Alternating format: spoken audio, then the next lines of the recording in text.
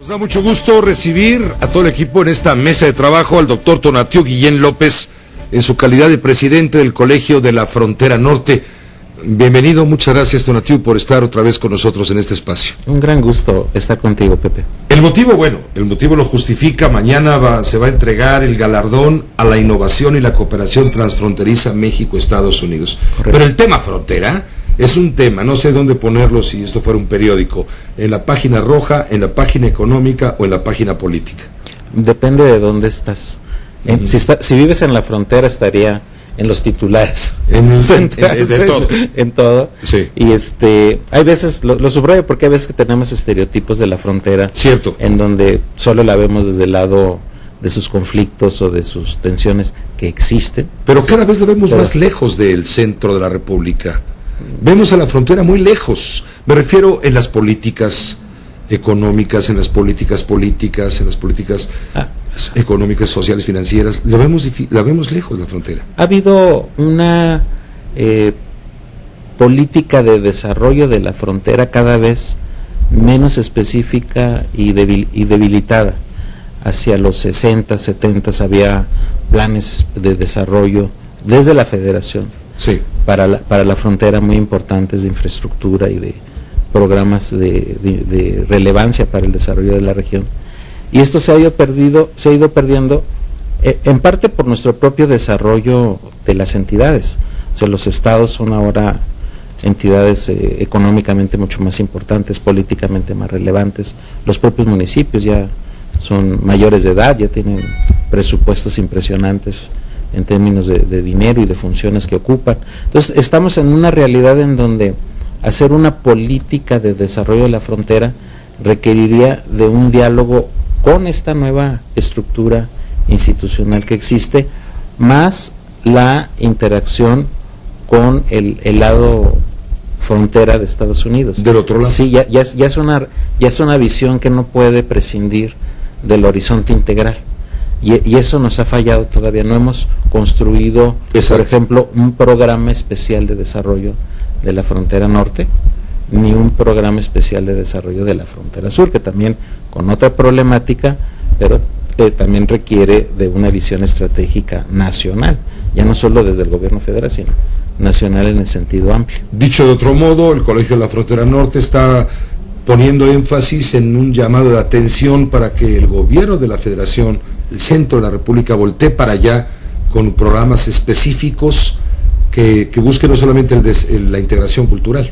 Es correcto, sí sería muy valioso tener un programa de estas características, primero por el valor estratégico mismo de la región, que económicamente pues va a seguir creciendo, se va a seguir desarrollando, sigue siendo una zona receptora de población mexicana, tanto que tiene por destino la frontera como la que es repatriada, que es otro gran tema que tenemos por ahí pendiente, y requiere pues de una visión de mediano y largo plazo.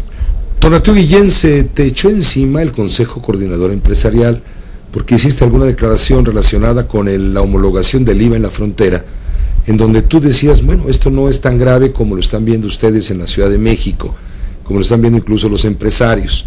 ¿Qué pasó ahí? Pues alguna falsedad, Pepe, porque no sé de dónde viene esto. El colegio hizo un estudio, que está en la página del COLEF, en donde se especifican un panorama de costos de la homologación para el desarrollo y la competitividad de la región fronteriza. Ese es un estudio escrito, formal, que se puso en la mesa de todos los actores, incluyendo el secretario de Hacienda, que lo recibió en tonos de análisis técnico muy valioso, muy abierto en la discusión en la Secretaría de Hacienda. Se presentó en la Cámara de Diputados, se ha presentado en la Cámara de Senadores. Los senadores lo utilizan en los argumentos, ese estudio, como parte de quienes están en contra. El estudio que hizo el Colegio de la Frontera Norte, sí. Entonces todo esto es una... Quien lo quiera consultar, ¿dónde puede? En la página del colegio. ¿Cuál es la dirección? Es www.colef.mx.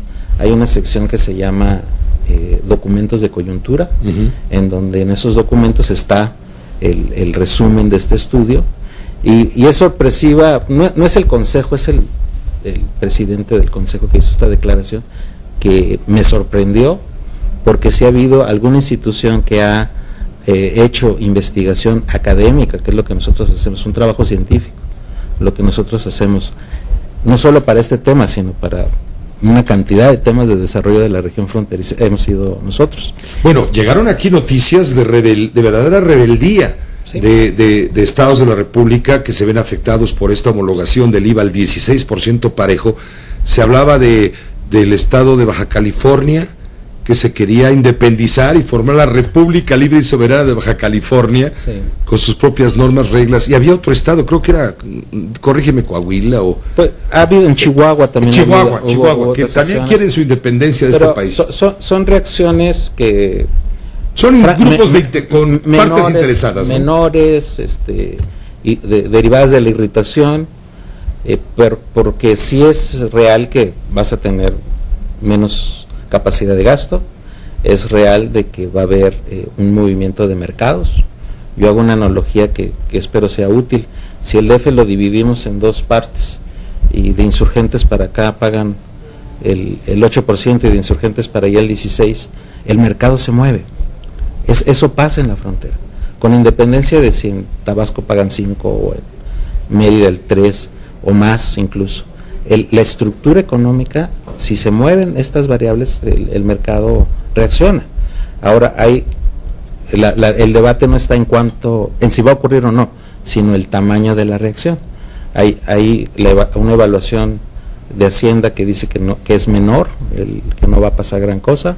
Hay una evaluación como la que hicieron mis colegas que dicen que sí va a pasar, si hay una reacción en términos de un costo inflacionario, en términos de costos de competitividad, en términos de movimiento de mercado, y si al final lo que tenemos es una economía menos dinámica, con menos generación de riqueza, puede ser que tengamos menos IVA en términos absolutos, en términos de captación, y estás arriesgando lo que mencionamos hace un rato, el rol estratégico de la región fronteriza. O sea, ha crecido porque ha tenido esas condiciones. Y si se siguen homologando y ubicarnos como si no estuviéramos en la frontera, pues es una confrontación con algo real. Son estructuras porosas, están cruzadas y cada vez más densas. De hecho, el galardón hace referencia a una parte de ese cruce que ocurre sobre todo a nivel sociedad civil, que se comparten intereses, agenda, visiones, y de ahí se derivan acciones colectivas que benefician a los dos lados. Y mucho de lo que estamos viendo ahí es un ejercicio de colaboración que está ocurriendo, y en lo que tal vez sea un tema poco explorado y a lo mejor a alguien no le gusta mucho, pero hay una creciente estructura transfronteriza. Esa es la realidad, a nivel de sociedad, a nivel de cultura, a nivel de economía. Y no es un asunto que podamos decretar y a partir de hoy ya este escenario no existe, al contrario, hay que ver, sobre todo si uno lo quiere ver con su potencial. Estamos al lado de la nación más rica del mundo, con todos sus problemas, con todos sus problemas, pero está ahí, estamos aquí, entonces hay que trazar una estrategia coherente con ese ¿Ya has escuchado interés de parte del actual gobierno, el que encabeza Peña Nieto, por voltear estos temas? De hecho, sí reconocemos y agradecemos la apertura, porque sí ha ocurrido. O sea, sí hubo un diálogo de muy buen nivel, y ese diálogo de muy buen nivel, al final, como yo lo resumo, es en la medición de los costos. Nuevamente hay una estimación de Hacienda que no lo ve tan importante. Hay una estimación nuestras que sobre todo en el corto plazo, 2014, vamos a ver los efectos, y 2014 está cerquita. Entonces mañana es este evento, se entrega este galardón a la innovación y la cooperación transfronteriza, y mañana va a haber nota de la frontera a nivel nacional. ¿Por qué? Porque este evento va a ser en el Senado de la República, va a haber una rueda de prensa, y van a estar personalidades de aquella zona, como Ernesto Rufo Appel, hoy senador panista, quien obviamente defiende los usos y costumbres de la frontera, pero como pocos, ¿no? Va a estar Marcela Guerra, va a estar un representante de la Embajada de Estados Unidos, el coordinador de asesores del secretario de Relaciones Exteriores, vas a estar tú, va a estar el presidente de la mesa directiva del Senado. Es decir, es un premio evidentemente para distinguir trabajos, esfuerzos muy loables, experiencias que quedan plasmadas por escrito, etcétera, pero también es una enorme oportunidad para tratar el tema de la frontera y traerlo otra vez al interés nacional. Y sin duda refleja el lado más constructivo de la frontera, que estas experiencias nos trazan el deber ser de la cooperación a nivel de sociedad y de organismos locales, y ponen pues en entredicho las visiones de seguridad obsesiva, es que eso iba, o las confrontaciones. Nos dicen otra manera de gestionar, de compartir. Pero por eso y de te pregunto, desarrollo. Como presidente del Colegio de la Frontera Norte, tú conoces el tema, por supuesto, mucho mejor. Pero vamos, ¿de qué sirve todo este esfuerzo de trabajo intelectual, de análisis, de estudio, si estamos viendo la realidad, en donde la frontera es muy, muy porosa desde el punto de vista delincuencial, y hay grandes movimientos delincuenciales que son los que imponen sus usos y costumbres? Matizaría el tema porque ya ha cambiado la coyuntura, sobre todo de violencia. En Juárez, a pesar de las dificultades tremendas que tuvieron en los últimos años, ha habido una ruta de corrección. Tijuana, que tuvo 2-3 años durísimos, también ya se corrigió, y sobrevive lo que ya no medimos tanto, Pepe, pero la frontera esencialmente era una región tranquila, y lo podemos ver en décadas. No omito que existe o que pudo existir narcotráfico, no omito que en la prohibición del alcohol en Estados Unidos al otro día teníamos destilerías trabajando del lado mexicano haciendo whisky, no omito que siempre hay estos tonos grises y que aprovechan desigualdades jurídicas y asimetrías, cosas tan simples como la edad mínima en Estados Unidos para consumir alcohol, que es a las 21 y de este lado es a los 18, y los jóvenes se mueven y evitan la regla norteamericana. Entonces siempre las fronteras tienen estos tonos, pero no necesariamente tienen que ser fronteras ni violentas ni ajenas al desarrollo. Ya visto por el lado de la ciencia y la tecnología, pues eso es una región muy potente en términos de capacidad. Principal exportador de pantallas planas de televisión.